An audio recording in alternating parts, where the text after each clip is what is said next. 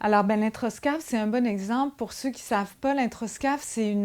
mais je vous invite vraiment à regarder le film, parce qu'on plonge aussi dans cette introscaf qui est une sculpture, en fait, une sculpture avec un habitacle. Donc, on rentrait physiquement dans un œuf et qui se refermait. Il y avait comme une espèce d'ouverture, on se refermait, puis on était assis avec un écran. Et dans l'écran, enfin sur l'écran, était projeté un court-métrage qu'il avait fait entièrement de ses mains, tourné et monté en assemblant lui-même sa salle de montage. Je dis, c'était vraiment un castor bricoleur.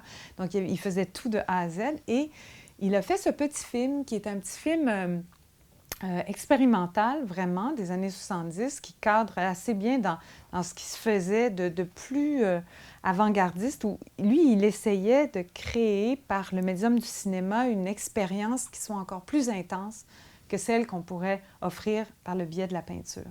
Alors, il se disait, avec le cinéma, déjà, on peut bombarder au niveau sonore, au niveau image, c'était des montages très, très, très rapides, une pixelation comme ça, très rapide, donc avec des images presque subliminales aussi. Il a vraiment exploré le pouvoir de l'image et du mouvement et aussi du son.